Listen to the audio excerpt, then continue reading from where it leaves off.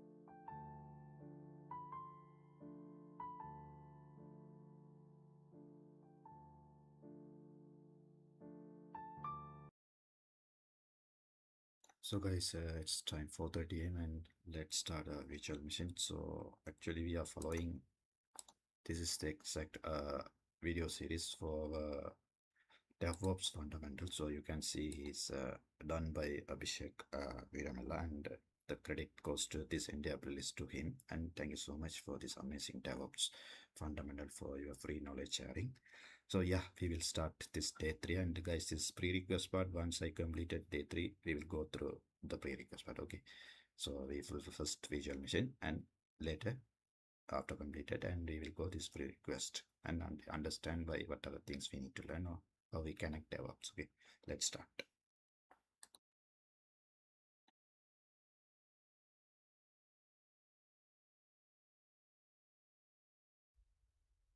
Hello everyone, my name is Abhishek and welcome back to my channel.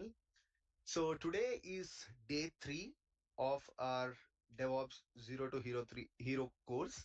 So if you haven't watched the previous videos, day 1 and day 2 and also day 0, so you can watch them on the DevOps playlist. So I have created a DevOps playlist and I'll keep uploading all these DevOps 0 to Hero videos on the same playlist. So you can go back and watch the playlist and then come back to the day 3. And today we are going to talk about virtual machines, which is very important concept of DevOps. So, if you don't know what is a server itself, then we'll also learn that. If you don't know the concept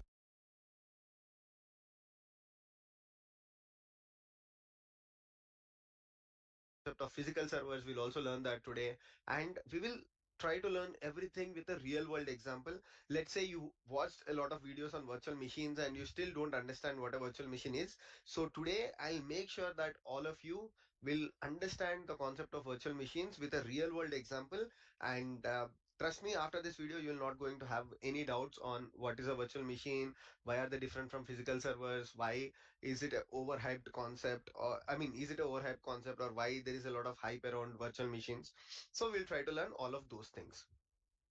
So keep watching the entire video, even if you know the concept of virtual machine.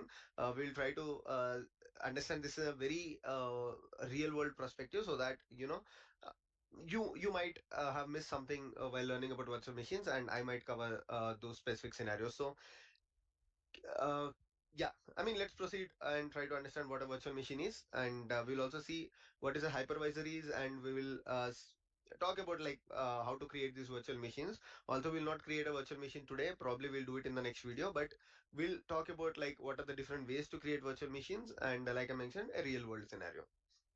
Okay, so without wasting any time, let me quickly start with the concept for the day, that is virtual machines. Okay, so let's say, uh, I mean, I'm taking a real world. Is there a change in the speaker again? No. Perfect. So let's say you have a plain land. Okay, so I'm talking about a real world scenario. So don't get confused. Why is Abhishek talking about land or this kind of things? So if you put DevOps aside, let's say you have a plain land. Okay, you are in your village or you are in your hometown and you have a plain land.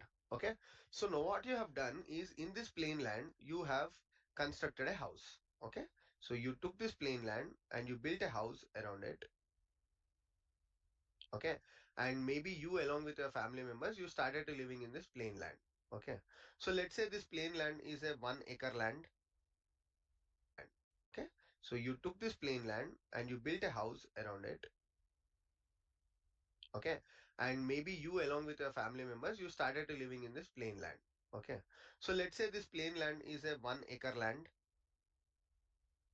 Okay, and in the entire 1 acre land you have constructed your dream house and you started living in this 1 acre land. Okay, so you are essentially using all the water resources and you are also using the entire land. Probably you are you have built a park here or you have a built a play area and you are enjoying this 1 acre of land and you are happily living in this 1 acre of land. Okay, so one sudden day what you realized was, okay, although you are just a family member, like you are 2 or 3 people or 4 or 5 people who are living in this 1 acre land, you all of a sudden you realize that, okay, I understood that I'm living happily or I'm enjoying this entire property, but I don't need this entire 1 acre. Okay. Even though I have a built-in park, I have garden, I have everything, I'm still not using most of this land. Okay. So what you have realized is you only require half acre of this land even to live lavishly, right? Even if you want to live very happily, you just require half acre of it. But what you are doing is you are only using half acre of it, and you are wasting this half acre. Okay, nobody is really using this half acre, and it is going unused. So what you have thought is, okay, let me come up with an idea and let me build the same 1 acre land. What you have done is, in this one fourth of acre or in this half acre that you have unused, what you have done is you have built another property. Okay, alongside with the property that you're staying. Okay, this is the property that you're staying with your family members. And what you have done is, apart from this, you have built another property and you gave this property for rent.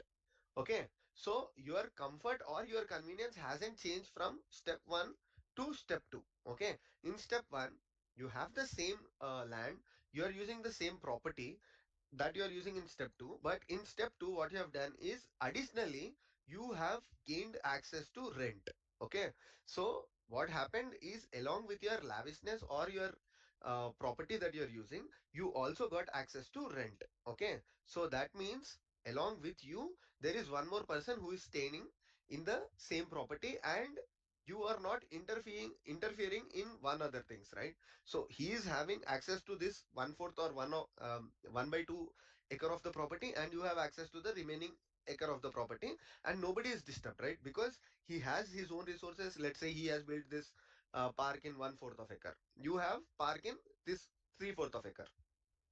He has his own water resources. Nobody is interfering in each other. Like, he is leading his life happily, and you're also leading your life happily.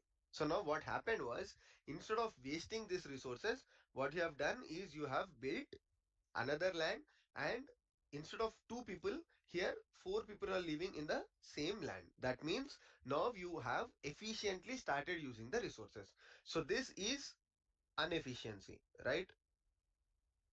Or this is inefficient way, and this is the efficient way. Okay, and if you are following my videos from day one, I'm always telling you that DevOps is all about efficiency. Okay, where will DevOps come into picture? DevOps will come into picture in improving the efficiency. So whenever you do automation or whenever you do DevOps, your end goal is efficiency. So this is the end goal. So that's why, as a DevOps engineer, you should be looking at improving the usage, or let's say you're on AWS or let's say you're on Azure, you should always make sure that you use your resources efficiently. So that's where the virtual machines come into picture. Okay, so I hope you understood this example. Now I'll turn this example into a real world software example, improving the goal. Or whenever you do DevOps, your end goal is efficiency. So this is the end goal. So that's why, as a DevOps engineer, you should be looking at improving the usage, or let's say you're on AWS or let's say you're on Azure, you should always make sure that you use your resources efficiently. So that's where the virtual machines come into picture. Okay, so I hope you understood this example. Now I'll turn this example into a real world software industry problem. Okay, so this is a real world problem. Now let's convert this into a real world software industry problem. That is, we take the same example here. Let's say there is a server. Okay, now firstly, for somebody who don't understand the concept of server, what is a server? So server is nothing but, you want to deploy your applications, right? Let's say you have your application in your local laptop. Okay, so this is your local laptop, and you are a developer. You developed an application feature. Okay, you developed an application, and now you want to deliver it to the customer or real world. For example, today you're using google.com. Okay, or today you're using amazon.com. So all of these things are hosted on a public server, so that's why you are able to access these things. So that is nothing but a server. Okay, so inside this server, all for local server. Okay, now firstly, for somebody who don't understand the concept of server, what is a server? So server is nothing but, You want to deploy your applications, right? Let's say you have your application in your local laptop. Okay, so this is your local laptop, and you are a developer, you developed an application feature. Okay, you developed an application, and now you want to deliver it to the customer or real world. For example, today you're using google.com. Okay, or today you're using amazon.com. So all of these things are hosted on a public server, so that's why you are able to access these things. So that is nothing but a server. Okay, so inside this server, let's say that your organization, that is example.com, what they have done is, okay, so there is example.com, and what example.com has done is they bought five servers. Okay, one, two, three, four, and five. So they bought five different servers. If you see here, they're of different sizes. Okay, so one, two, three, four, five. So they bought five different servers from HP. Okay, let's say HP is selling the servers. So what this example.com or the Devops engineer at example.com or the sysadmin, okay, at example.com, what they have done is they bought five servers, one, two, three, four, five from HP.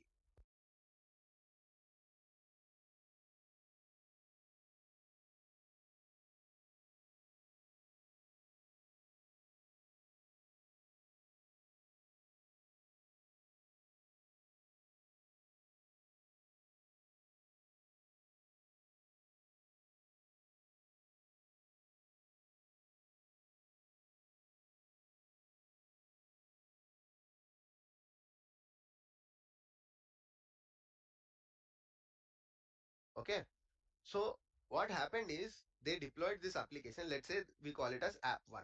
Okay, so app one is deployed on server one. Okay, now this app one, let's say it required 4 GB RAM. This is just an example. In general, applications might use less or less more GB, but let's say this application is using 4 GB RAM, and it is using four processors. Okay, 4 GB RAM and four CPUs. So now what happened is this server is actually of size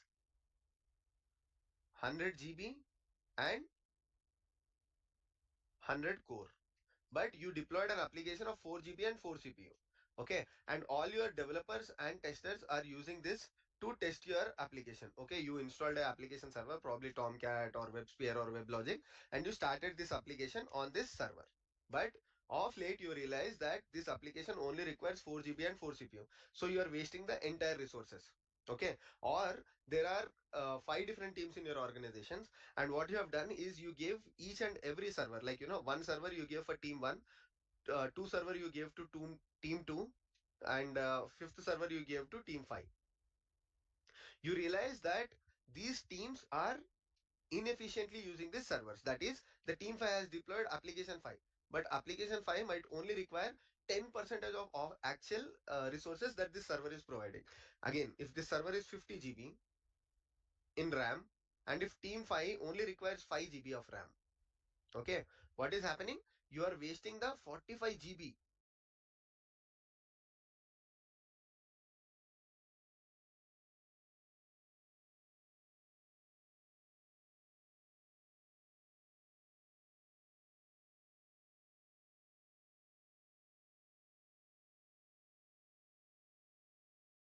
That is, you are only using 10% of the resources, and you are unutilizing the 90% of the resources, or you are not utilizing the 90% of resources.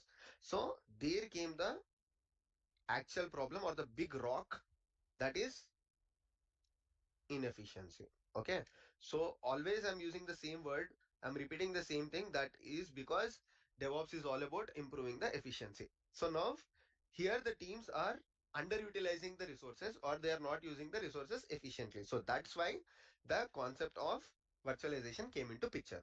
So now what virtualization does is, the concept of virtualization will, let's say you have this physical server that you bought from HP or IBM.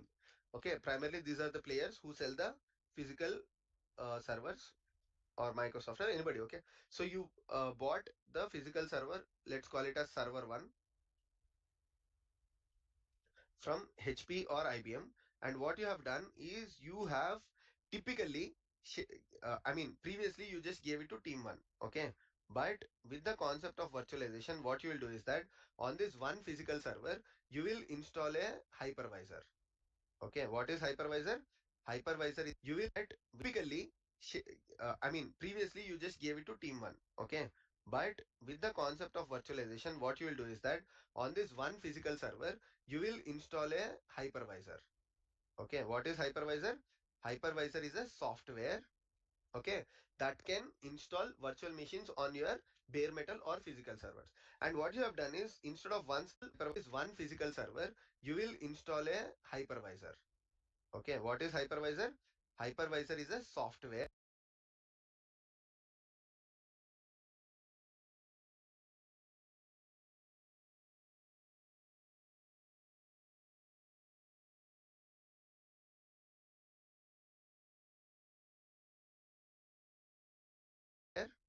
okay, that can install virtual machines on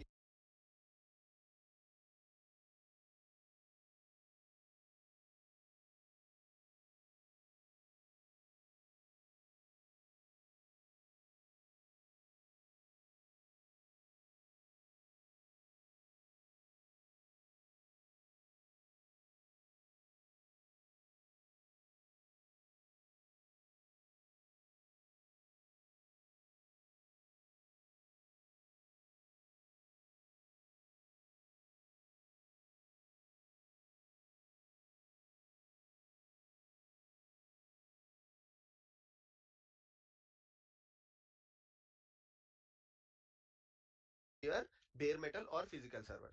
And what you have done is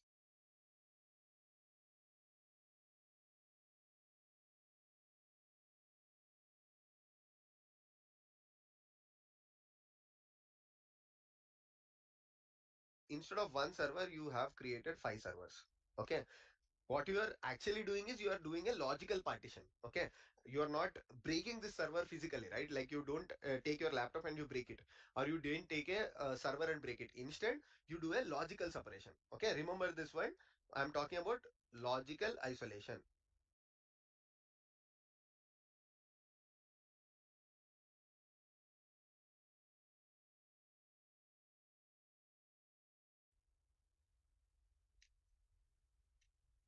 Okay, so what you are doing is you are doing a logical isolation of these ones, and you are calling this as virtual machine 1, virtual machine 2, virtual machine 3, 4 and 5. Okay, why we are calling them as virtual machines? Because they are only logical. Okay, they don't exist physically, so they are a virtual machine, so that's why we call them VMs. Okay, so in this case you added efficiency using DevOps. Okay, so what did you add? Efficiency.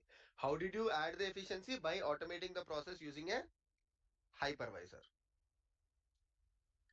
What are some of the popular hypervisors? Okay, some of the popular hypervisors are VMware, Zen. Okay, these are some of the popular hypervisors. Okay, using these popular hypervisors, what you would do is you do a logical separation. Okay, you break this physical server into logical machines to a hypervisors. Okay, using this popular hypervisors, what you would do is you do a logical separation. Okay, you break this physical server into logical machines or virtual machines, and now instead of just team one, what can what happens is team 1 can use virtual machine 1, team 2 can use virtual machine 2, team 3 can use virtual machine 3 and 4 and 5 respectively. This is advantage of using a virtual machine.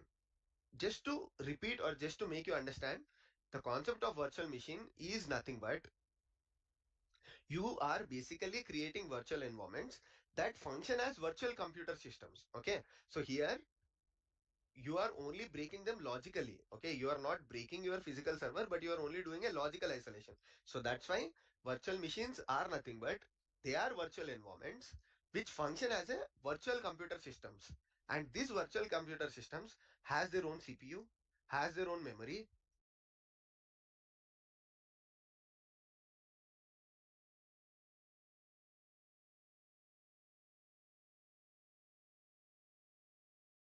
Okay, and they also have their own hardware, right? So that's logic. To repeat or just to make you understand, the concept of virtual machine is nothing but You are basically creating virtual environments that function as virtual computer systems.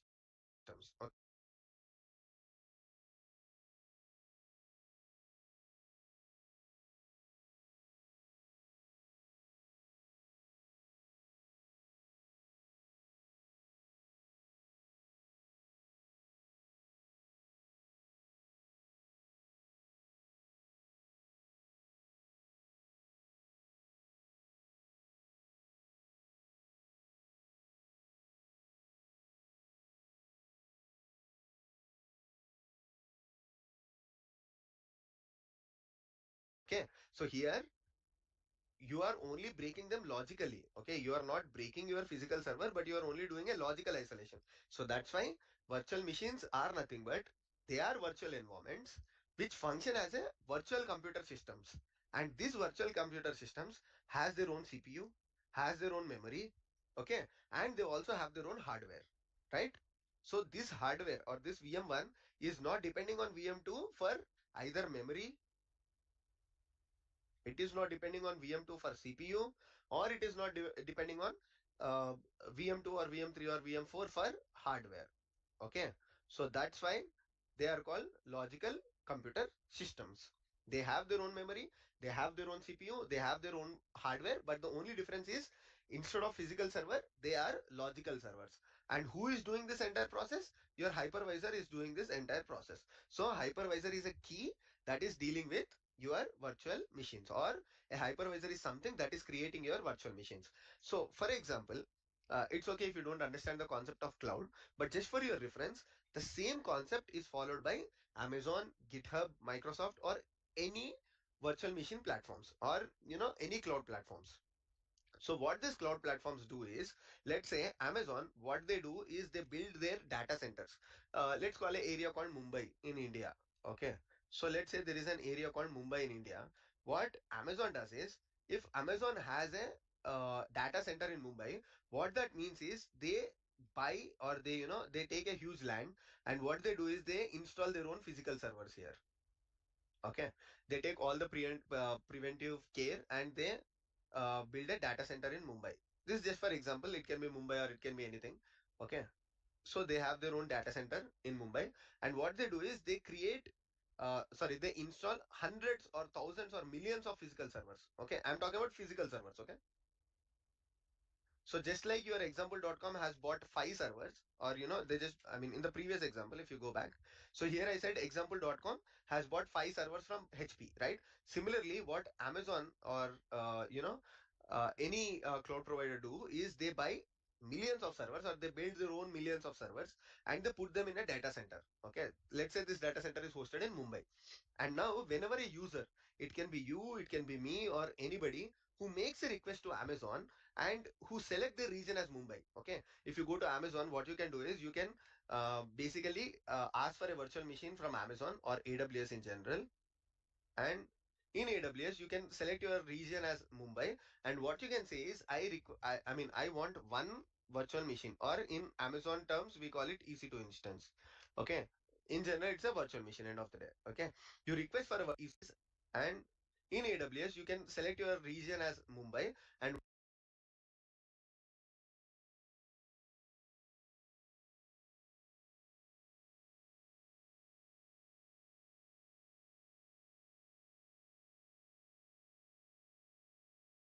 what you can say is I mean I want one virtual machine, or in Amazon terms we call it EC2 instance. Okay, in general it's a virtual machine, end of the day. Okay, you request for a virtual machine in from AWS in Mumbai region. What happens is your request will be sent to one of these data centers, and on one of these physical servers, Amazon terms we call it EC2 instance.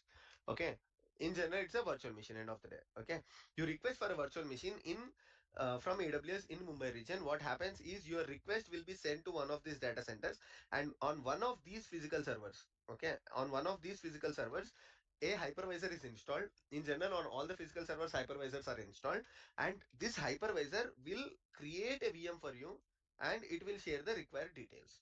Okay,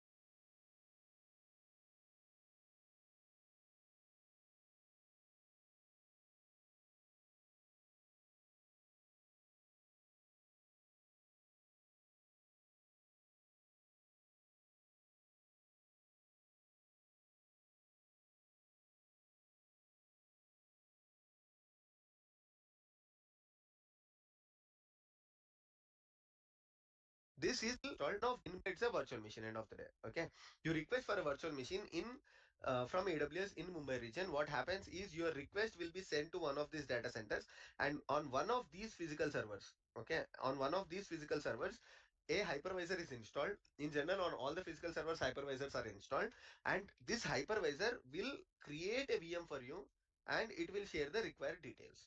Okay, this is how the world of virtual machines operate. Okay, so the world of virtual machines operate on hypervisor, whether it is Amazon, whether it is Google, whether it is Microsoft using Azure, they all have their hypervisors installed on the physical servers. And whenever somebody is requesting for a virtual machine or EC2 instance or in different cloud platforms, people call it in different ways. But if you take a general term called virtual machines, what happens is this hypervisor will give you a virtual machine from one of the physical servers depending upon the region that you have selected. Okay, so this is how you create virtual machines. If I just have to repeat this one, okay, let me just take a new slide.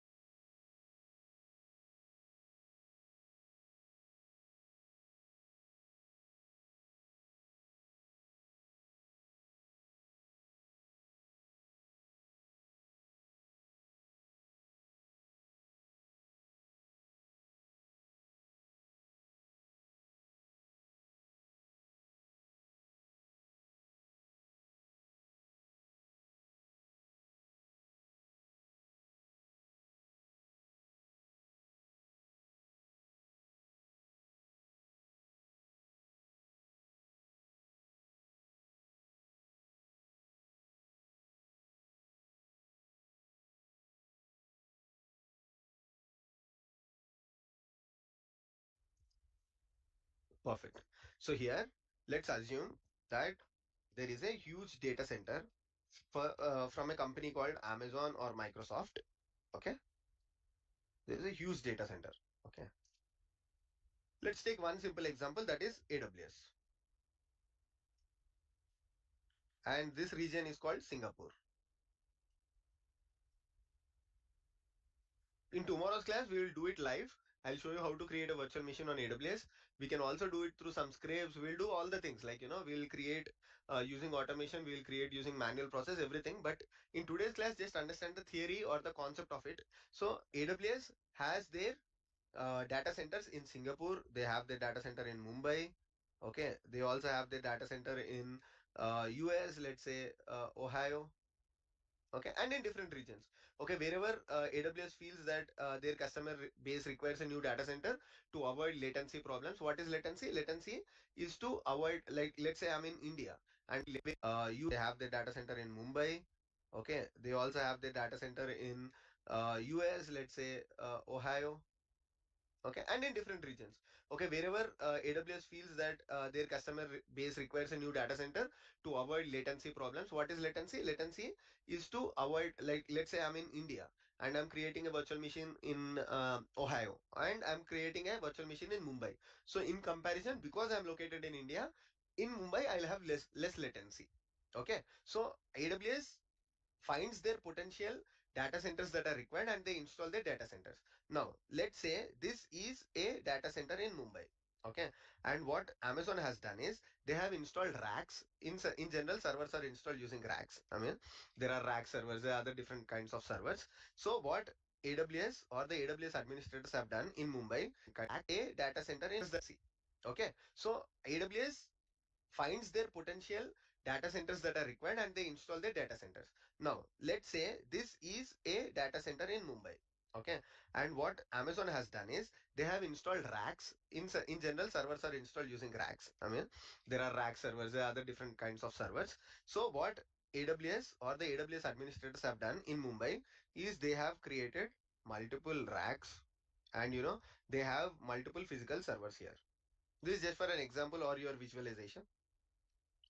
In general, the concept of installing a data center is very complicated, but just for your reference, I'm making it very simple here. So let's call this as physical server 1, physical server 2, physical server 100. Okay. So these are the different physical servers that Amazon has installed in Mumbai. Now, each of these physical server can be 100 GB in RAM and 100 core, that is 100 processors. So being a DevOps engineer, what I have done is I have, so today I'm sitting in Hyderabad. Okay. And what I've done is from my personal laptop, using some scripts or using a direct AWS UI, that is using Amazon.com. Sorry, AWS, not Amazon.com. Using the AWS portal, what I have done is I have requested for a virtual machine in in Mumbai region. Okay, I have requested a virtual machine, and the specification that I have requested is 10 GB RAM and 12 core processor, let's say. Okay, I've used some automation, or I went to the Amazon UI and I've requested for this configuration. So now what AWS will do is it will receive my request. Okay, AWS received my request, right? And now what AWS will do is it will look for the physical server that is ideal for my requirements. Okay, let's say P1 is already occupied. Now P100 is unused. Okay, and AWS feels that my requirement specification, like let's say P100 has 1000 GB of unused CPU, 10,000 GB of unused CPU. Sorry, unused RAM. So this request seems to be very simple, and P100 is ideal at this moment of time. Nobody is using it, or AWS requirements are matched. What it does is it will ask the hypervisor that is installed on P100. Okay, there is always a hypervisor. So the hypervisor, AWS sends a request to the hypervisor to create this virtual machine, and AWS sends me back this virtual machine. Okay, what happened? AWS sent me back with a virtual machine. What does AWS send? IP address,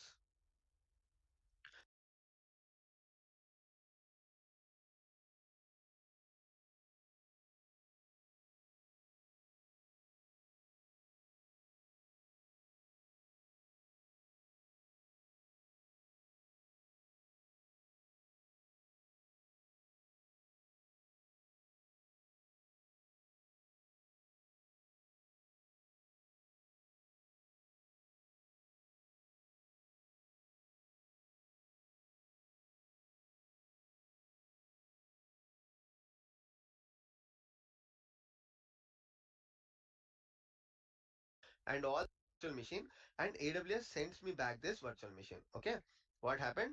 AWS sent me back with a virtual machine. What does AWS send? IP address,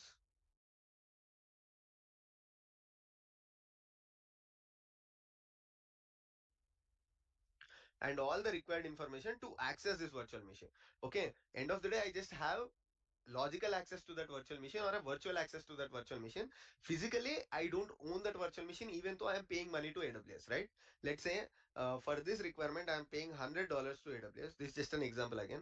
I'm paying $100 to AWS, but I cannot go and ask AWS that where is my virtual machine? I want to go and fix something in my virtual machine. AWS will simply reject your request, saying that okay, your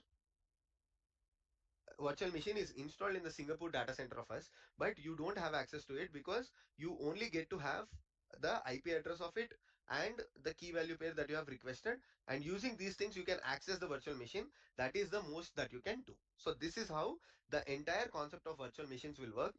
You are I paying money to AWS, right? Let's say for this requirement, I'm paying $100 to AWS. This is just an example again. I'm paying $100 to AWS, but I cannot go and ask AWS that where is my virtual machine? I want to go and fix something in my virtual machine. AWS will simply reject your request, saying that okay, your virtual machine is installed in the Singapore data center of us, but you don't have access to it because you only get to have the IP address of it and the key value pair that you have requested. And using these things, you can access the virtual machine. That is the most that you can do. So this is how the entire concept of virtual machines will work. And if you go back to the initial slide, what happened with DevOps? The efficiency is increased. Instead of 1 acre land that is being wasted here, that only the family that is using require half acre of land, and the half acre is going unused. Similarly, if Amazon did not come up with this concept, okay, what would happen is their Mumbai data center would be at most used by 100 people, right? Because there are 100 physical servers, so they can only share this 100 physical servers with 100 teams or 100 individual user groups. But instead, by using the concept of virtual machine, by using the concept of hypervisor, what Amazon has done is instead of 100 people or 100 teams, now these virtual machines can be used by millions of users. That is where the hypervisors and virtual machines have improved the efficiency and the concept of servers, right? So this is a new leap that has happened. If you go back 20 years or 30 years, the concept of virtual machine was not there. So everybody used to have their physical servers. Even if you look at your laptop, or even if you look at your servers, right? So today on my laptop, I can install a virtual machine. Oracle provides Oracle VirtualBox. Like you can install your Oracle VirtualBox on your personal laptop, and you can share this virtual box with other people, like in your family members who are under the same, who are using the same Wi-Fi. What you can say is, okay, I'm using my laptop, you can use my virtual machine. Both of them, what will happen is both you and your brother, or both you and other family member can use your same laptop at once. They are using the virtual machine, you are using the laptop. So this is how the concept of virtualization has improved the regular day-to-day process. I hope the concept is clear. And in case you have any questions, do put that in the comment section. And as I mentioned, I'll also come live once in a week, so that if you have any questions that I'm not able to answer through the comment section, I'll definitely pick that question and I'll explain that question for you. I'll answer that question for you. And like every time, there is a small request that if you know somebody who are not following our videos, and if they're interested to learn DevOps, please share these videos with them, so that larger audience are benefited from these videos. And if you like this video, please click on the like button. If you have any feedback, good or bad, definitely put them in the comment section. I'll reply to each and every comment. And finally, if you haven't subscribed to my channel, don't forget to subscribe my channel, Abhishek Virmala. Thank you so much. I'll see you in the next video. Take care, everyone. Bye.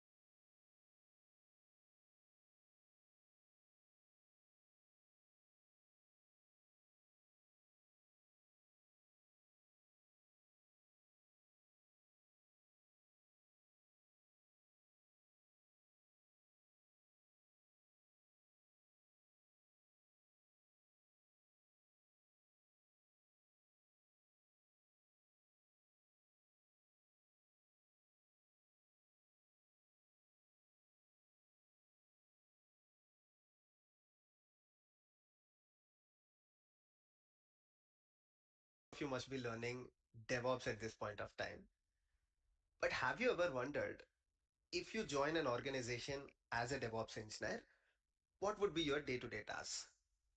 Or where would you get the requirements from? In today's video, I'm going to explain everything that is required. So to explain this, I will cover multiple topics in today's video. The first one is going to be what are different roles in an organization. Now this is very important because as a DevOps engineer, you do not directly interact with the customers. You do not talk to the clients. So you don't directly get the requirements from them. There are many other people within the organization, or there are many other roles within the organization which get the requirements for you, and they try to break down those requirements as your task. So that's why we need to understand what are different roles in an organization, and this will greatly help you within your interviews as well. Now, once we understand this, I will also provide a very quick synopsis of what exactly each and every role does. And then we will focus a bit on software development lifecycle, because software development lifecycle is very important for anything that you do in IT. Of course, I did a detailed video on SDLC before, but still it is relevant for today's video, and I will make it extremely simple and tell you how a DevOps engineer fits in SDLC. Finally, we will also explore a very popular project management tool, that is Jira. Now, why do we need this? We need this because end of the day, the entire project management is done in software systems like Jira. There are alternatives as well, but Jira is very popular. So we will try to understand how to create an account with Jira so that you can also use Jira. Then I will explain you how the requirements are put in Jira by other roles, and how you get the day-to-day tasks, and how you can see the day-to-day tasks, how you can update your day-to-day task progress to your project manager or maybe to other peers in your organization. And we will see completion status, updation status, everything that you do within your organization. So by watching this video, you will get a feel of how a DevOps engineer works in an organization. So just make sure you watch it till the end. Perfect. So let's start with taking a example organization. So I mean, we will just assume that you got placed as a DevOps engineer within Amazon. Now, whenever I say that you got placed as DevOps engineer within an organization, one thing to understand, within an organization, there are multiple projects. Although your offer letter might be from Amazon, but within Amazon, they have Amazon Fresh, right? They have Amazon Prime. So these are different projects or verticals within Amazon.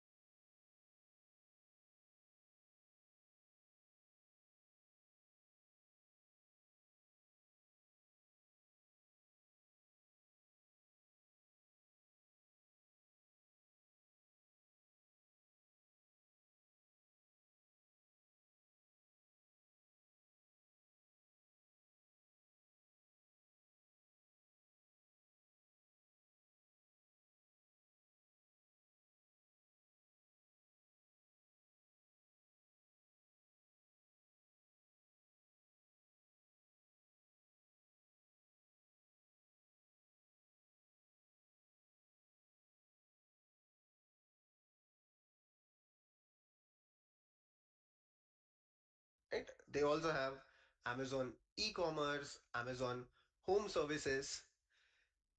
So you got placed with Amazon, but you might end up working in one of the projects. Let's assume you got opportunity to work with Amazon Fresh. And let's assume there are multiple other DevOps engineers, and you will be one of the DevOps engineers working with Amazon Fresh. By making this assumption, let's try to understand what are the different roles, and we will also understand software development lifecycle. So for today's video, this is the assumption that we are going to make. Perfect. Now let's try to understand what can be different roles within Amazon Fresh, right? Of course, the same roles will be across different projects of the company, but we will take one example to understand the requirements. So we will start with top to bottom. For any business, what is the most important thing? The most important thing for any business is the customers. Imagine Amazon Fresh does not have any customer. Instantly, you will see Amazon with an announcement saying, we don't have customers using Amazon Fresh, so we are going to discontinue this product, or we are going to discontinue this application, right? So it is always important for any business to gather the feedback from the customers. It can be good feedback, it can be bad feedback. And most of the times, customers are the ones from where businesses get the requirements, right?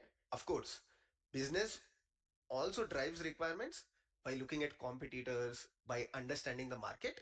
But most of the times, businesses get the requirements from customers. Let's say one of the customers of Amazon Fresh, which can be a company or it can be a group of people, they have shared a feedback that it would be great if Amazon Fresh can deliver groceries within 15 minutes across all the zip codes or across all the pin codes. And you know, it is really a great idea because if Amazon Fresh can do it, probably it can beat all the other competitors and it can reach wide range of audience. But whom will the customers share this feedback to? There should be someone within the business or there should be someone within the software engineering as well. So there is someone called as business analyst. So business analysts are not completely at the software engineering side. They also interact with Amazon Fresh business. That is basically the marketing people.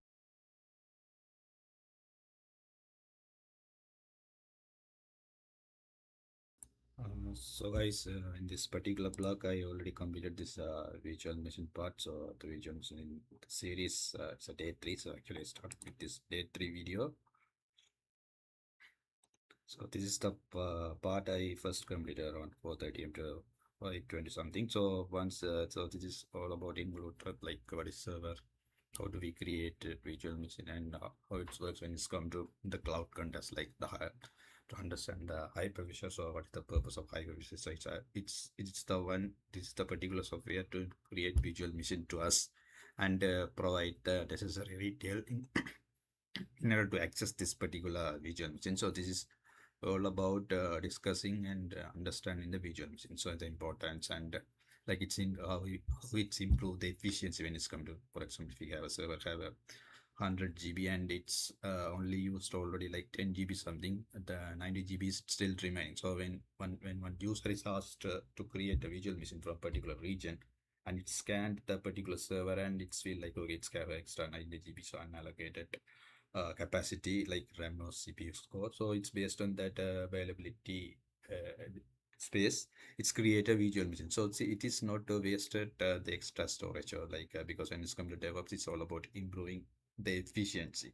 So it's the work done by visual machine, the help of hypervisor. So this video is fully discussed and I have better idea about visual machine, hypervisor and the servers and for example, in the mentioned from Mumbai region, how they handle this kind of stuff. And now it is in the specific, the absolute prerequisite part also I'm watching. So it's the remaining, I think in the remaining 1 hour, I think I start 5:50 after this 8 minutes break. And I will complete this. So almost today plans complete total 4 videos and understand the necessary, and I'm also taking notes from my notebook. And yeah, so I say if I have some doubts, and ask Gemini as well. So if you follow me, you have better idea. So take some small break, and we'll continue 5:50 m. Thank you.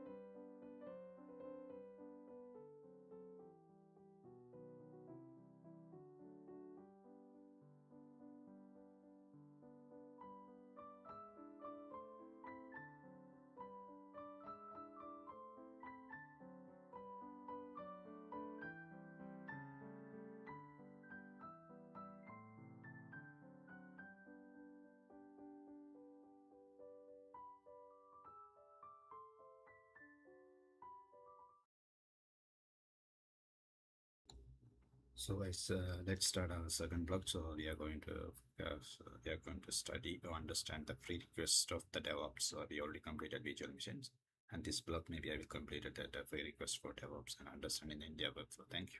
Let's start.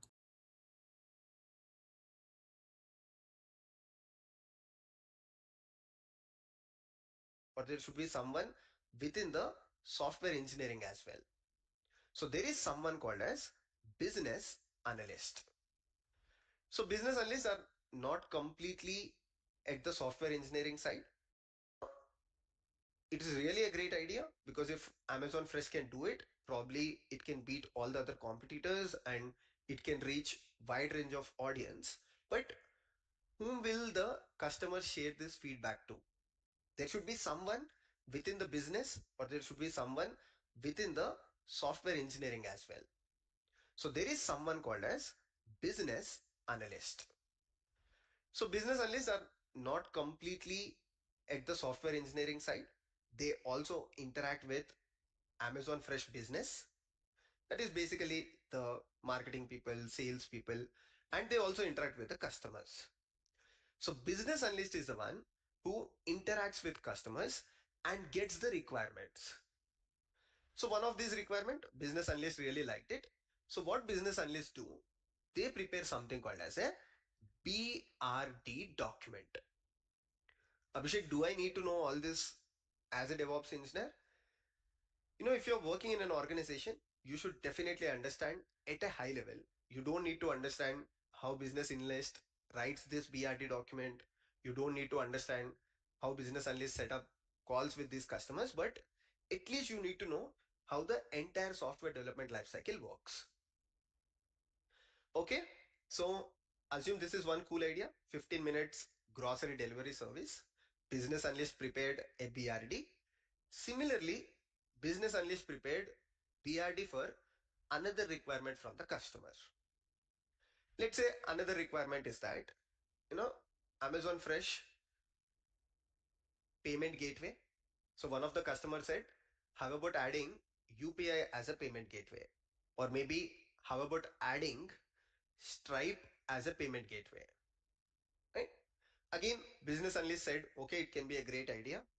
Probably competitors are not supporting it, so we can give it a try. And business analyst prepares BRD document for that as well. Now, who is going to prioritize these documents or who is going to prioritize these items? So there is a designated role in the organization, which is product manager. So what does a product manager do? Product manager interacts with the business analyst, gets all the requirements from the business analyst, but prioritizes them according to the product and also sometimes according to the skill within the organization or the capability of the organization. Anyways, PM prioritizes the requirement. Probably PM says that, okay, um, you know, I really like this BRD for 15 minutes grocery delivery service. So I will ask the team to complete this in Jan, Feb, or maybe Q1. The PM is not completely technical, so PM can prioritize the items, but end of the day, this should be implemented by the developers, right?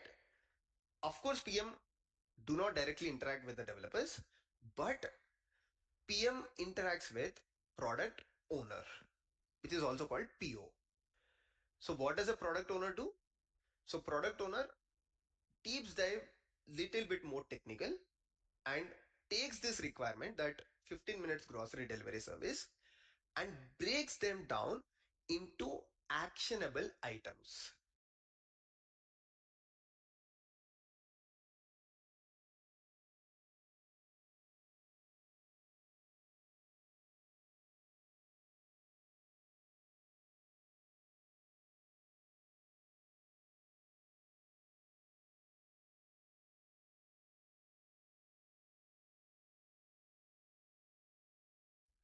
And these actionable items are usually called as epics.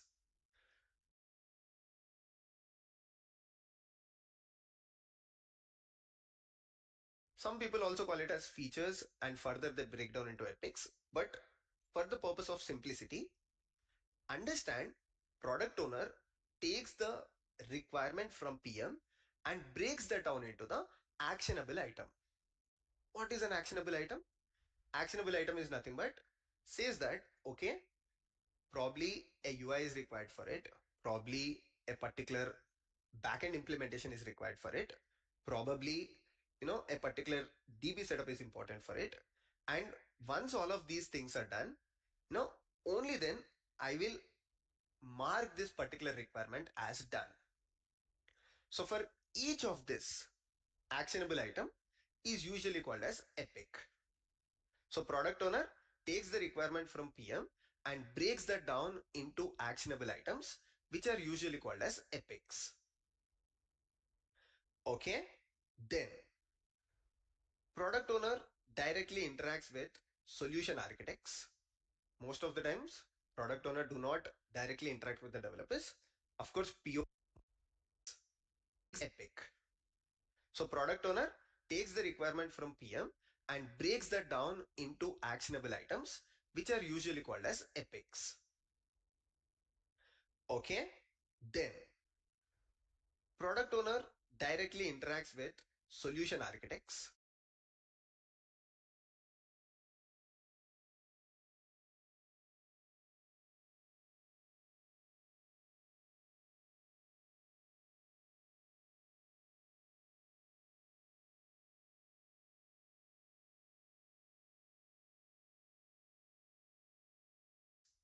Most of the times, product owner do not directly interact with the developers. Of course, PO is accessible, but major interaction of PO is with solutions architect or software architect, because software architect really deeps dive into technical part of this requirement.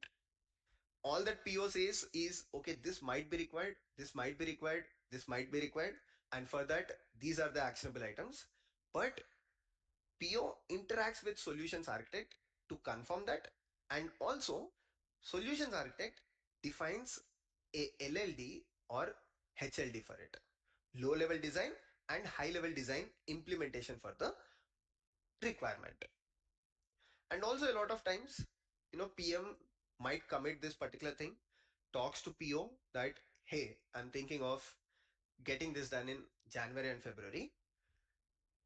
PO interacts with solutions architect, and solution architects might come back and say, right now we don't have skill for it, or for the payment gateway, let's say, we don't have person who can do it, we don't have the expertise.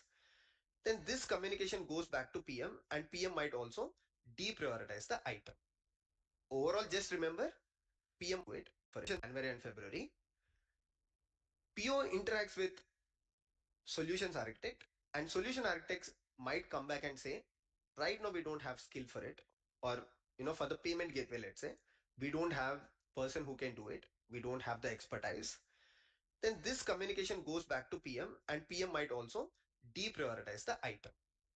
Overall, just remember, there are four parties: business analyst, product manager, product owner, solutions architect, where BA, PM, and PO are not very technical, but solutions architect is the technical person. What does business analyst, product manager, product owner do? So they help in taking the requirements, fine tuning the requirements, and breaking down that requirements into actionable items. Then it comes to the software architect or solutions architect to prepare a low level design and high level design implementation for the developers. And this is where the actual game starts if you are a DevOps engineer. Now, who will take this requirement? So this requirement is taken care by the development teams. So let's say there is a development lead. Just for example, there is a development lead, got this requirement from solutions architect, got the low level design, got the high level design. Now the development team says that, okay, to complete this entire thing, we might need some infra, we might need a Kubernetes cluster, we might need strong expertise with Docker, so somebody who can write Docker files for us, we need a couple of Git repositories.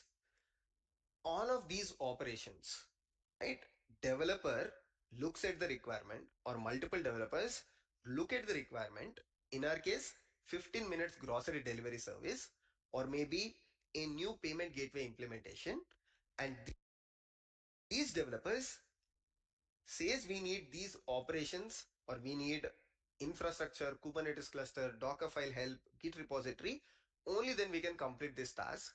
And these are performed by DevOps engineers. So see how interesting it is by Git repository implementation environment on files for us. We need couple of Git repositories. All of these operations, right? Developer looks at the requirement, or multiple developers look at the requirement, in our case, 15 minutes grocery delivery service, or maybe a new payment gateway implementation. And these developers says we need these operations, or we need infrastructure, Kubernetes cluster, Docker file help, Git repository, only then we can complete this task. And these are performed by DevOps engineers. So see how interesting it is. DevOps engineers do not directly get the requirement, but requirement comes from various levels. Finally, it reaches the developers, and from developers, DevOps engineers get the requirement, or maybe solution architect as well, right? It's in the same way that, while developers are performing these tasks, or while developer is working on developing this feature, QA engineers work on testing the task, or testing the requirement. Similarly, a database administrator might set up a database and administer the database. Or database is set up by DevOps engineers. Administration is taken care by the DBAs. Now, everything is done. The product is also live. Uh, all the epics that are created by PO, or all the actionable items that are created by PO, are completed by developers with the help of QE and DevOps engineers. Usually, they are one team. So within a company, there are usually teams, right? So you say that I work for X team, I work for Y team. What does that team mean? So usually BAs, PMs, POs, and solution architects, they are also part of the team, but they are passive part of the team. They might work with multiple other teams as well, right? But one of the development teams, or one of the Scrum teams, when we get more into Jira, you will understand this. But assume this term, understand this term called Scrum, where within a Scrum team, passive part of the team, they might work with multiple other teams as well, right? But one of the development teams, or one of the Scrum teams, when we get more into Jira, you will understand this. But assume this term, understand this term called Scrum, where within a Scrum team, you usually have developers, DevOps engineers, QE engineers, database administrator, all of them together work to complete the requirement. Because as a DevOps engineer, you cannot complete the requirement on your own. Or as a developer, you cannot complete the requirement on your own. All of these parties have to work together. Only then the requirement is done. Perfect. Now, once this entire thing is done, once the product is live, then SRE engineers come into picture, because SRE engineers are usually responsible for checking the reliability of the feature, availability of the feature. They might create some dashboards, they create some metrics, and if something goes wrong, they create notifiers to notify the development team or the required party, right? So this is how all the teams within an organization, or all the different roles within an organization, work to complete the requirement. Abhishek, there is also something called technical writer. So technical writers are usually people who document this entire thing. I'll give you a basic example. Take example of Kubernetes. Imagine Kubernetes came up with a new feature, right? Or imagine Android came up with a new feature. And what if Android do not document the information, right? So today, if you go to a latest version of Android, you know what are the things that you get in the latest version. So these things are documented by the technical writers. What if Android does not Do not document that information. You will never know what is that feature, how that feature works, if you add that feature to your mobile or if you enable that feature.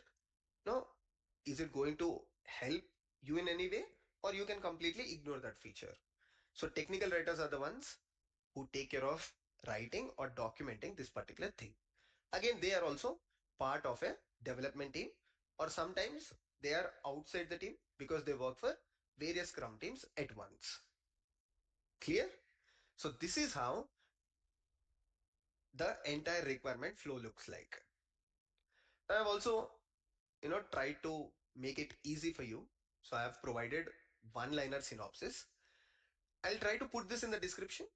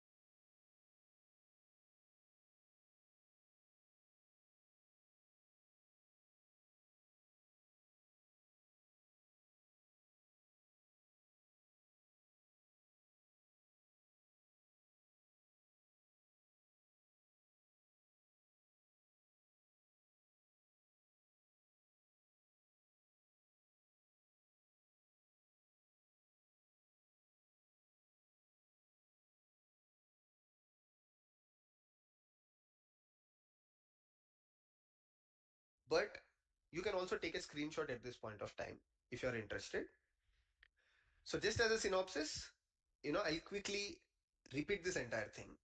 Of course, I'm not going to explain everything in detail, but just a very quick synopsis.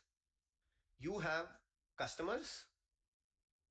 From customers, business analysts are the one who are going to get the requirements, or to put it in a better way, business analysts interact with the customers and they get the requirements. What do they do once they get the requirements? They are going to create something called as BRD document. Now it comes to product managers. So product managers define the vision and they define the priority of the items. So PM might say, out of payment gateway requirement and 15 minutes Amazon Fresh grocery delivery requirement, I believe, because PM has more idea of the product, and PM also usually looks at various other products, how they are doing. If, let's say, there is a company called XYZ is competitor of Amazon Fresh. So PM also looks at XYZ, tries to understand, okay, where are they? What are they implementing? Can we, you know, kind of steal a feature from them? So PM says, out of the payment gateway and 15 minutes delivery service, quick delivery service, I really like it. So PM says, okay, we will go with it in Q1, that is in Jan, February, and March. And PM communicates this information to product owner. Product owner tries to go more in depth of it from product point of view, right? From product side. And PO says, okay, these are the things that we need to complete to achieve this or to mark this as done. Same is available here as well. Product owner manages the backlog, converts vision into actionable items or actionable stories. Great.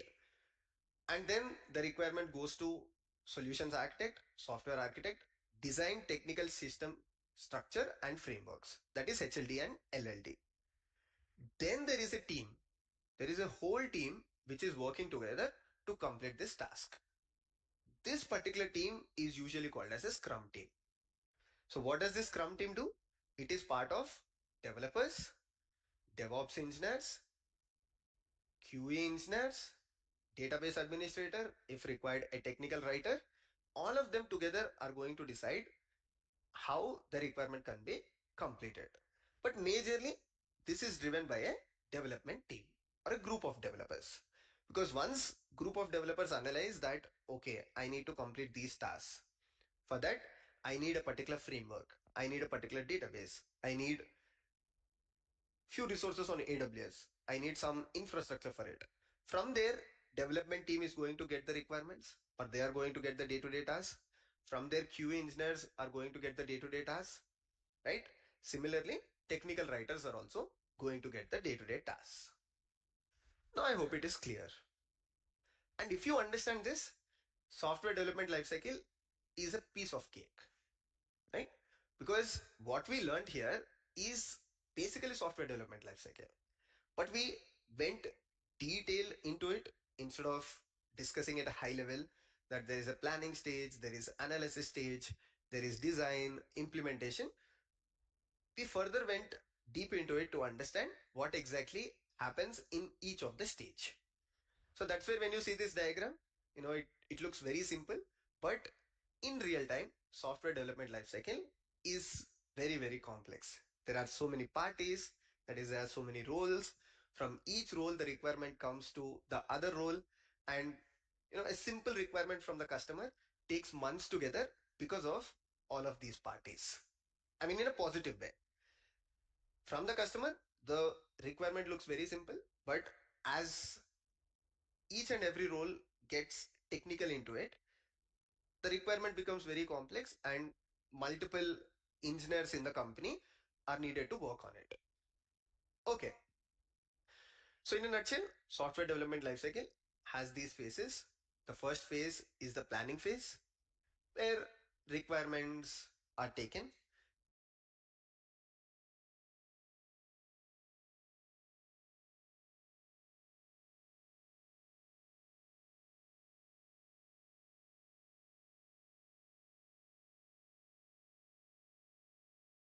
Then there is analysis phase, where the requirements are analyzed.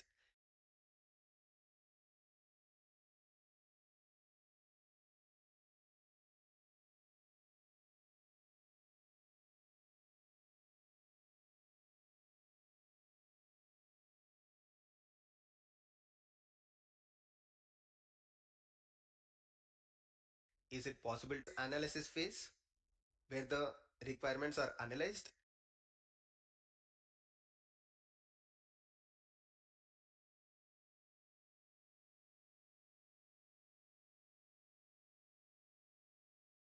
Is it possible to complete this requirement? Is it a good requirement? Is it important for the organization?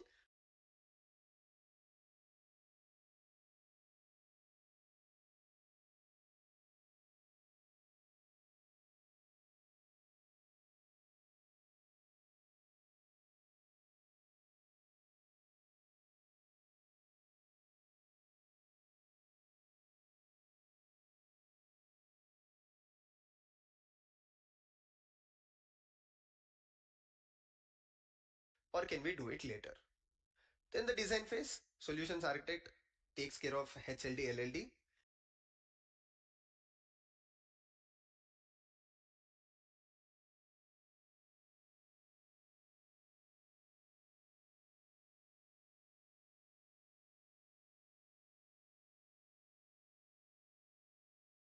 Implementation, developers, DevOps engineers, QA engineers, everybody are going to work in the implementation phase.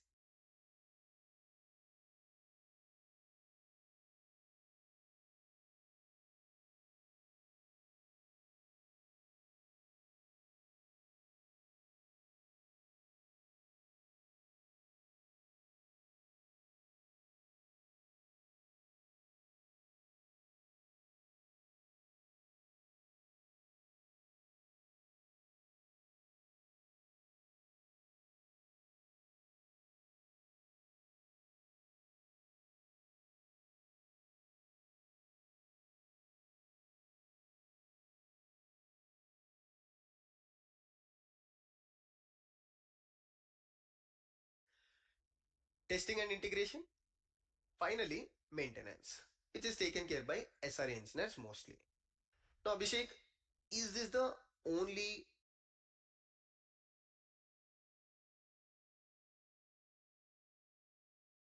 thing that DevOps validation?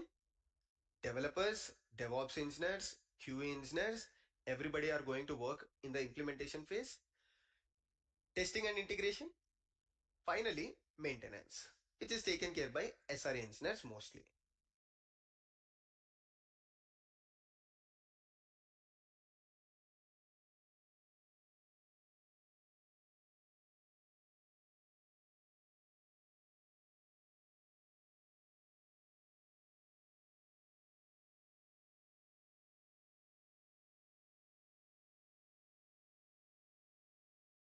Now, Abhishek, is this the only thing that DevOps engineers do? Right? Will DevOps engineers only take the requirements from developers and create the required things for the developers? No. Now that is where I have this slide as well for today's video. On top of that, what DevOps I have create the will DevOps only by SRE engineers mostly. Now Abhishek, is this the only thing that DevOps engineers do? Right? Will DevOps engineers only take the requirements from developers and create the required things for the developers? No. Now that is where I have this slide as well for today's video. On top of that, what DevOps engineers also do, they try to identify the gaps in software development lifecycle, or they try to see where the software development lifecycle, if this entire thing that we discussed, if it is going to take 3 months from Jan to March, a DevOps engineer tries to understand how this can be completed in 2 months. Right? Of course, at this level, how the Jan to March, a DevOps engineer tries to understand how this can be completed in 2 months. Right? Of course, at this level, DevOps engineer cannot do a lot of things when it comes to BA phase, PM, PO.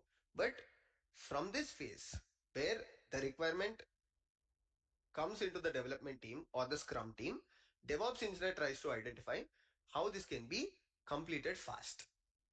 For example, QE is working manually on testing the dev tasks, or they have written some automation scripts. Now, DevOps engineer can put that in a CI/CD pipeline. If you don't know what is CI/CD, that's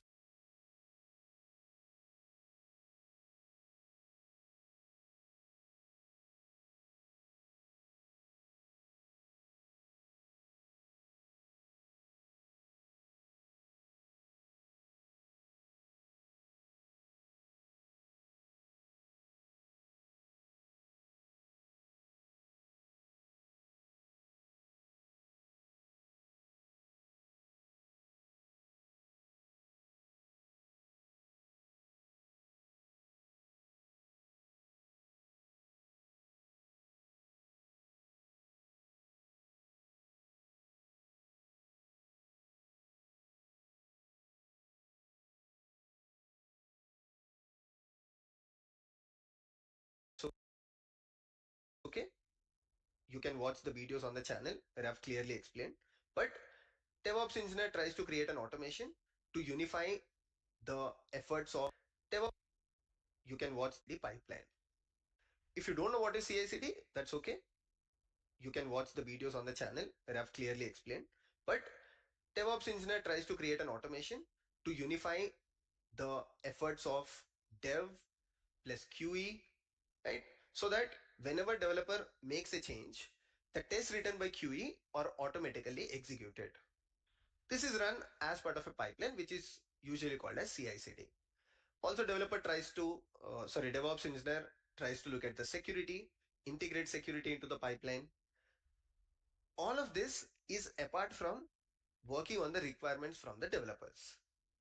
Developers requirement can be infrastructure creation, Kubernetes cluster creation, but this is outside to improve the efficiency of the organization or to improve the efficiency of the software development lifecycle. Perfect.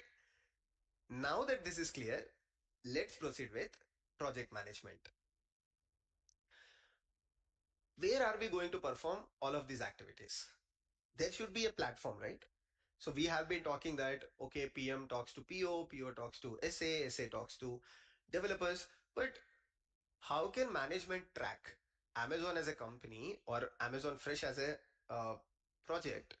If somebody wants to understand what is the status of a particular thing, how would someone know that a DevOps engineer somewhere in this entire ladder is working on creating a Kubernetes cluster? Or how would someone know that QA engineer is working on a particular thing? And if this Kubernetes cluster creation is blocked for some reason, because of budget issue or because of the VPC issues or because of lack of expertise, if this particular thing is blocked, developers are blocked. If developers are blocked, the requirement is blocked. Then PA has to tell that to BA of reason, cluster. project, if somebody wants to understand what is the status of a particular thing, how would someone know that a DevOps engineer somewhere in this entire ladder is working on creating a Kubernetes cluster? Or how would someone know that QA engineer is working on a particular thing? And if this Kubernetes cluster creation is blocked for some reason, because of budget issue or because of the VPC issues or because of lack of expertise, if this particular thing is blocked, developers are blocked. If developers are blocked, the requirement is blocked. Then PA has to tell that to BA.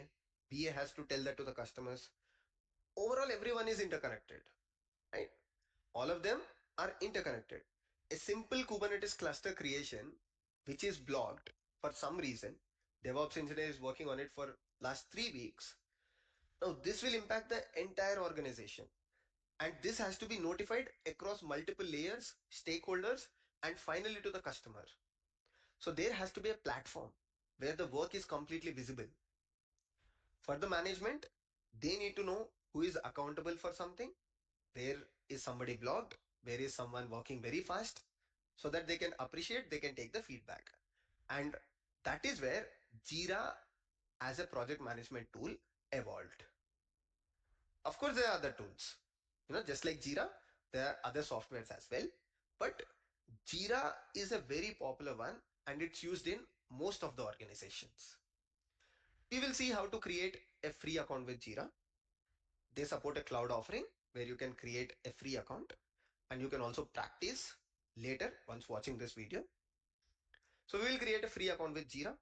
Then I will try to create organization in Jira, something like Amazon.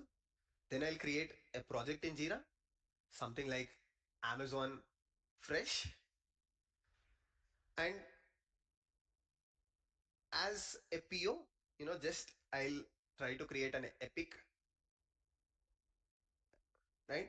Then I'll create some stories. Then I'll show you how DevOps engineers are assigned with these stories, right? So we will see all of this on the Jira platform. Again, it's going to be interesting. I really recommend you to go ahead and try it. This will help you during your interviews. This experience on working with Jira, understanding this entire thing, you can communicate better during your interviews. It will also make you more confident, right? So let's head to the Jira part now. So just take a new tab and search for Jira Cloud Login.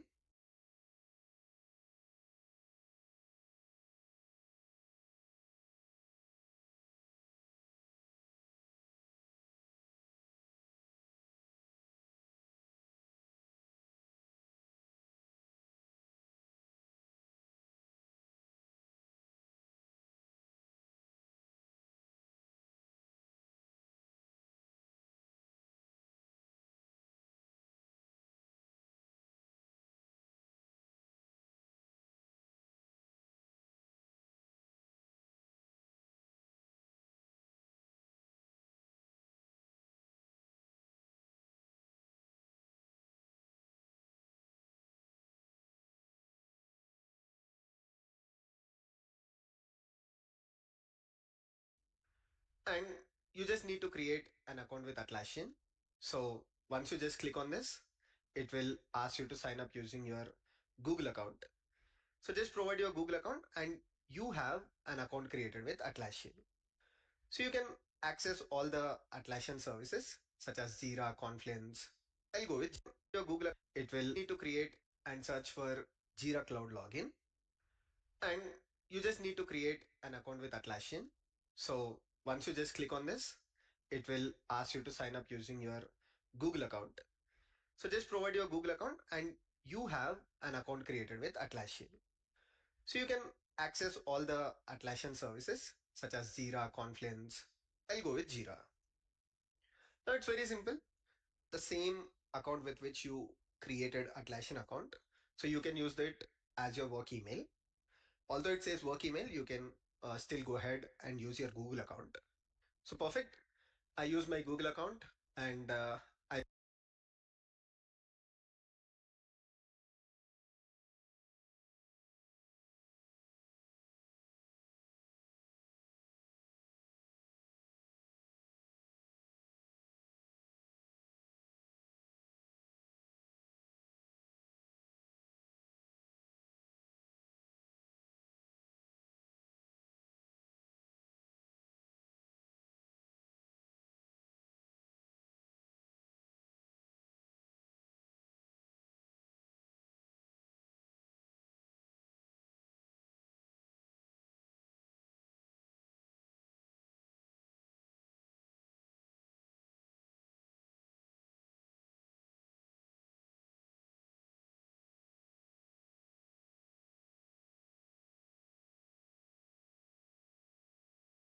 I will call this site name as Amazon Demo Veeramalla. Okay, so I'll just call this as, I cannot use Amazon because obviously it might have been used. So Amazon Demo Veeramalla is name of my organization. To be honest, in real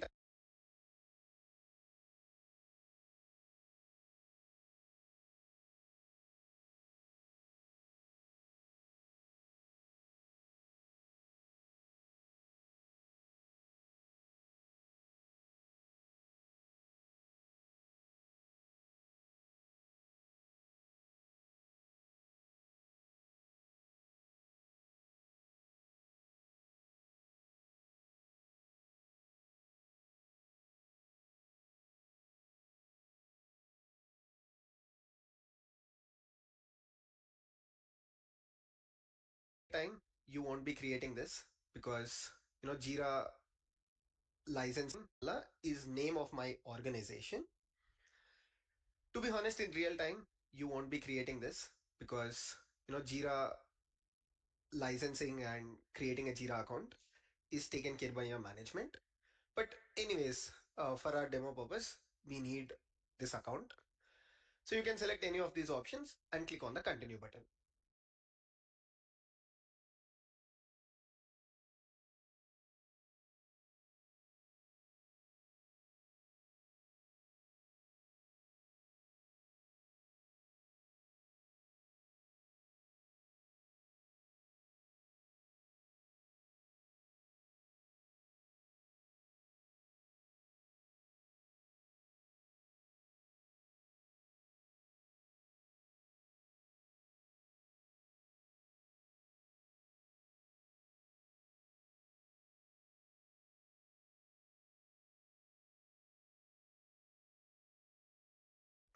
So right now what we have done, we have just set up a Jira organization.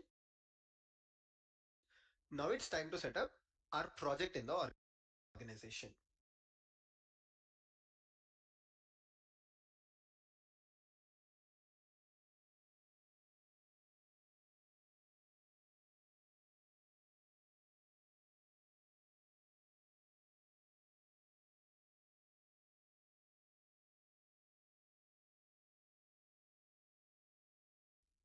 So I'll choose Amazon Fresh. Perfect. Click on next and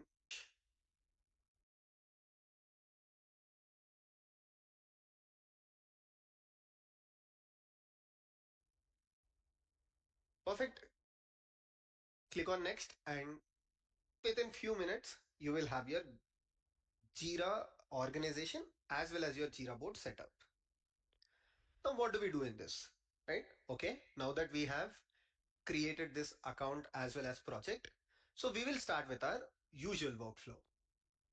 So what I explained you during the theory part. So product owner is going to create epic for us, and within the epic, or developers are going to take this epic and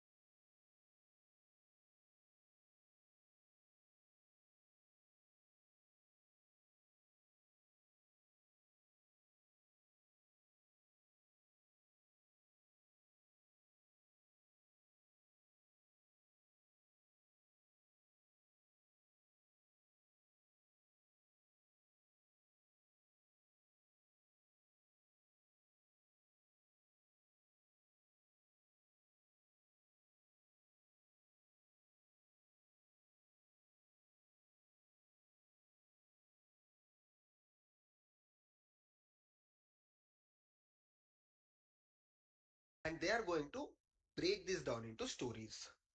Okay, so let's see how is it done. So first of all, product owner comes to this board, clicks on the create button. Let me just maximize it. And in the work type,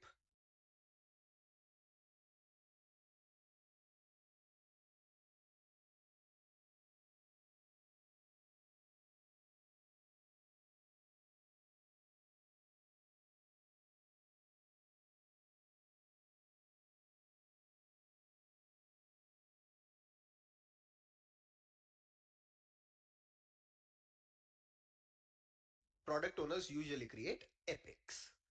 So what in the work create button, let me just maximize it.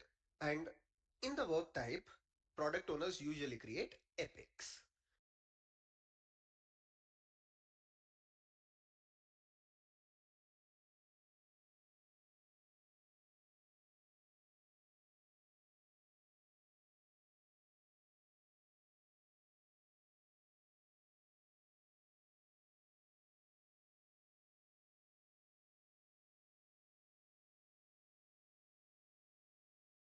So what is the epic? 15 minutes delivery service. Right? Of course, that can be elaborated, but 15 minutes delivery service is the epic. In this, product owner, 15 minutes delivery service is the epic. In this, product owner defines the epic. As I told you, product owner writes the acceptance criteria or definition of done. In a nutshell, defines the epic. For example, to mark this epic as done, following things needs to be completed. Right? For example, one of the items that needs to be complete is maybe add feature in the mobile app with a good interactive UI. Another thing can be provide an option to the customer to disable 15-minute service anytime. This can be because that 15 minutes delivery service might not be available in the customer's zip code area, or maybe it is costing more for the customer, so they should have an option to disable it. Similarly, enable 15 minutes service in the desktop application. So product owner will define such things, and once these things are completed by the development team or completed by the scrum team, then this epic can be marked as done. Till then it will be in the to do, then it will be in progress, in review, finally the done state. Again, why are we doing this?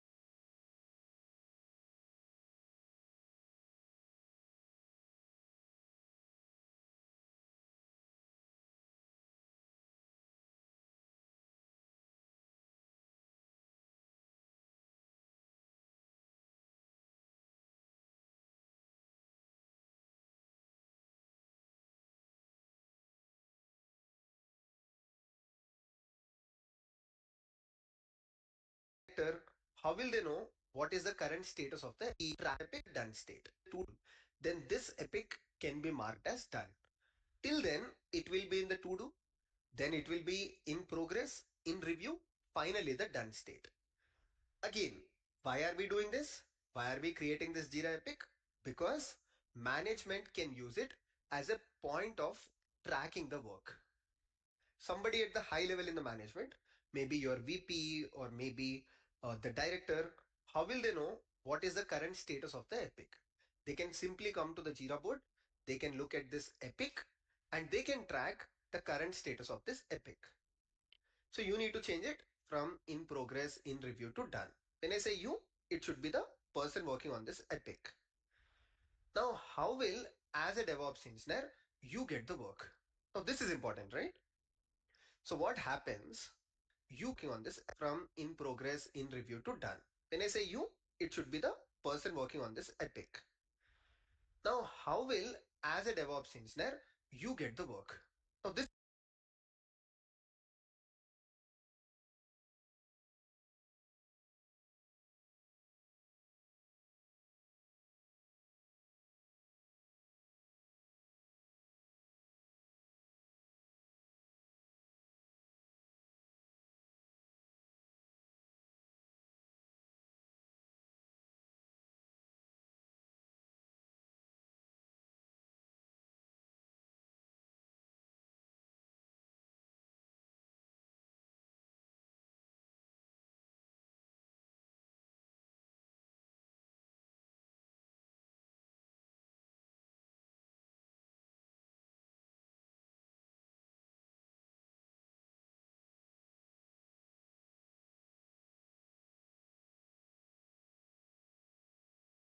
is important, right?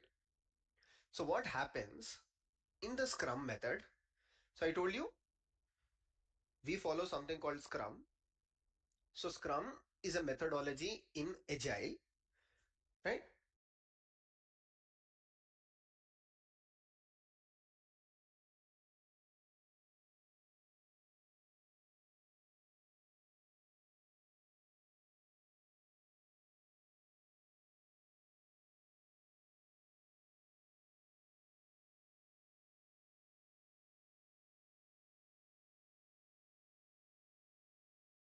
Within Agile, a framework called Scrum is followed where teams work in sprints. Now I'll explain this in a very simple way. So Scrum is basically referred to as a Scrum team, or it's a framework in general. And within this, sprints are followed. What is sprints? Sprints are nothing but 2 weeks or 3 weeks work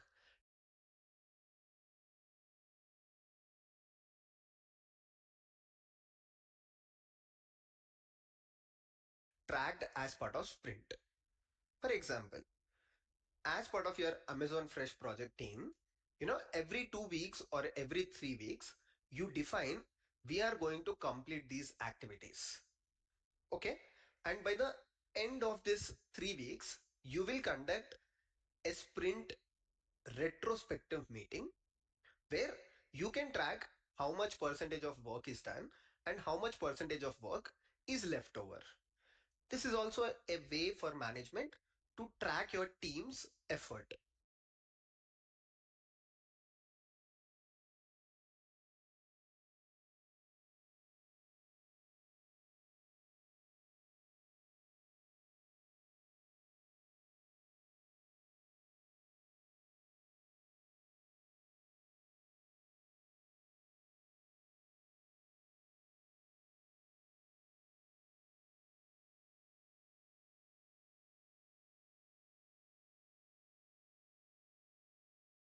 Or to track your team's work. So you have committed to 100 percentage of items, maybe some 10 items, but you were only able to deliver 6 items by the end of 3 week. This is together committed to or to track your team's work. So you have committed to 100 percentage of items, maybe some 10 items, but you were only able to deliver 6 items by the end of 3 week. This is together. I mean, this is dev team, QA team, DevOps engineer. team together, right? Sometimes it can be only dev team, only QA team, only DevOps team, but in general, all of them work in a sprint. And within the sprint, you start with sprint planning, where you plan 2 to 3 weeks of activities. And by the end of the sprint, as a Scrum team, you perform a sprint retrospective where you can track how much amount of work is done, right? So, as part of this sprint planning, every 2 3 weeks, the Scrum team meets and they will look at the backlog, right? If we go back to our Jira board, so every 2 to 3 weeks, all the team members meet, they go through the backlog. If I just refresh, right? So there is one epic that was created, and this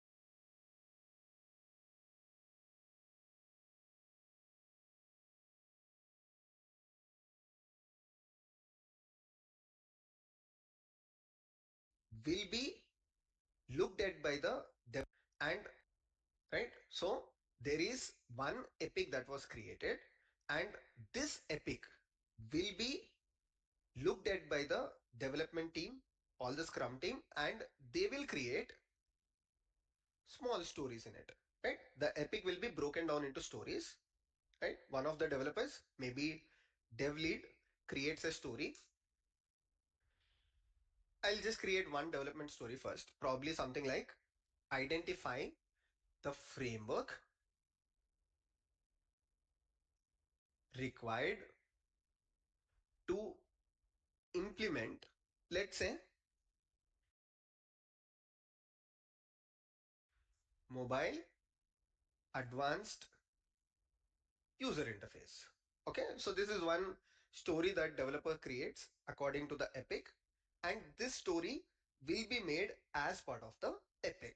So in the parent, they will just select 15 minutes delivery service, and it will be marked as done. Now this will be assigned to the of the epic according to the epic interface. Okay, so this is one story that developer creates according to the epic, and this story will be made as part of the epic. So in the parent, they will just select 15 minutes delivery service.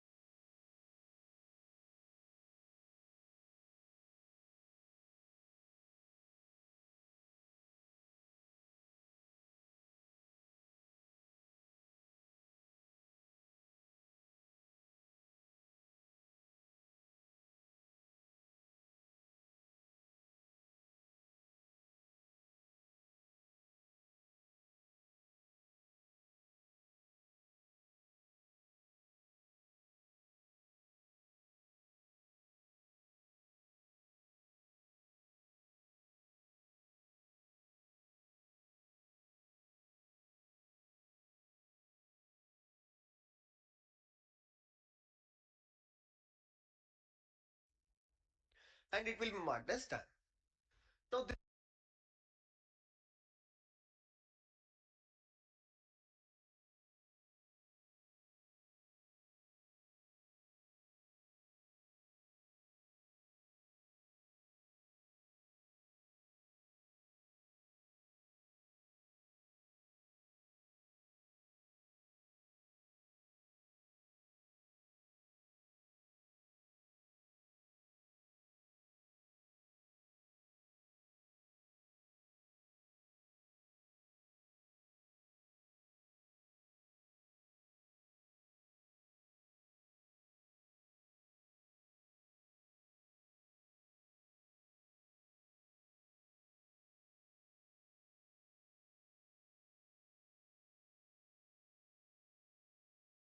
this will be assigned to one of the developers, right?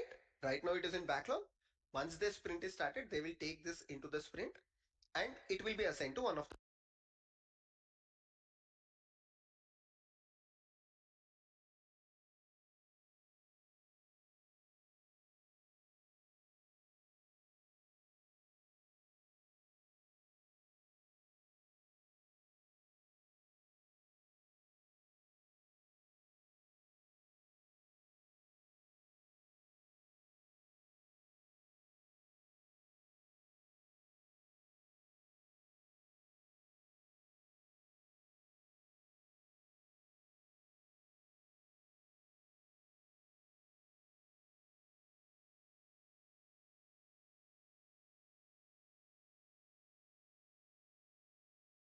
this. One of the developers says, right, okay, if I have to create this mobile application, I need a Kubernetes cluster. So during the sprint planning, or even before the sprint planning, when this epic comes into discussion, right, a story is created, Kubernetes cluster creation using Terraform. Or maybe just they'll say, create a Kubernetes cluster. Now this will be assigned to the DevOps engineer. So that is, story is created, Kubernetes cluster creation using Terraform. Or maybe just they'll say, create a Kubernetes cluster. Now this will be assigned to the DevOps engineer. So this is how work comes to the DevOps engineer. So initially the requirement was only with business analyst, but then it came to development team, and while development team and the whole scrum team are planning for the next 2 to 3 weeks of work, that is when one of the developers says, okay, I might need a Kubernetes cluster. Now, if the DevOps engineer has bandwidth during this sprint, yeah, it will be taken up during the next 2 to 3 weeks. If DevOps engineers are already occupied, then this item will remain in the backlog. Now, it will be, if the DevOps engineer has bandwidth during this sprint, yeah, it will be taken up during the next 2 to 3 weeks. If DevOps engineers are already occupied, then this item will remain in the backlog. Now, in the next 2 to 3 weeks or after that, this item will be picked up by the developer, DevOps engineers, right? So backlog keeps on creating because product owner keeps on creating the epics. Product owner keeps on getting requirements from the customers. As those epics are created, backlog is populated. As the backlog is populated, DevOps engineers keep getting the work, right? So this time, DevOps engineer are assigned or got a work for creating Kubernetes cluster. Maybe while discussing other epics, right? One of the story was to create mobile user interface. Similarly, other story may be to create a desktop user interface for 15 minutes delivery. And while doing this, one of the developer said, okay, we need AWS RDS for it. So AWS RDS creation will become another story and this will also go to the backlog, right? And similarly, if DevOps engineer has the bandwidth, will take up this or will take up in the next sprint. So this way, backlog refinement is done, right? So backlog refinement is a continuous activity where new stories keep coming. They go to the backlog. If DevOps engineer has time, they will take it. Otherwise, they will spill over. I'm not going into the agile. I'm not going in depth of the agile because it's a huge concept and different companies follow different methodologies. Some people follow Scrum, some people follow Kanban. So, it becomes too much out of context of this video. But I wanted to tell you this is how Jira is used. And as a DevOps engineer, it is your responsibility. Let's say you're working on this particular task. So you will just go into particular task, right? And you will keep updating the comment section. Today, if you're working on Kubernetes cluster creation,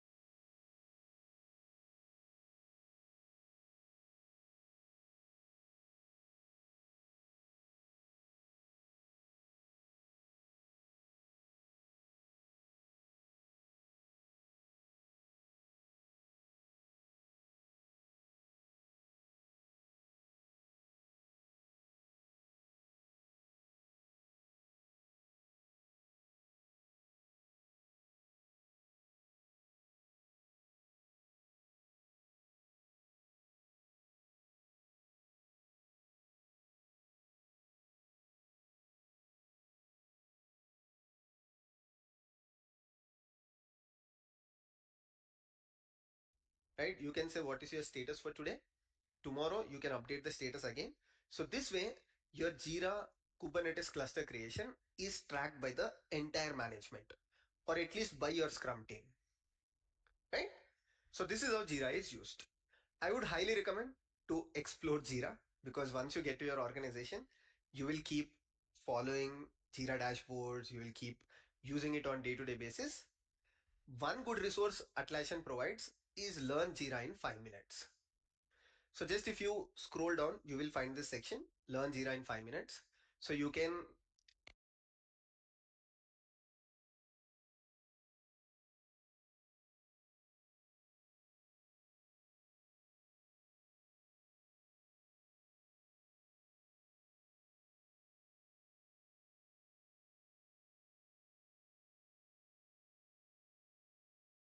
take the Atlassian boards, you will keep using it on day-to-day basis. One good resource Atlassian provides is Learn Jira in 5 minutes. One good resource Atlassian provides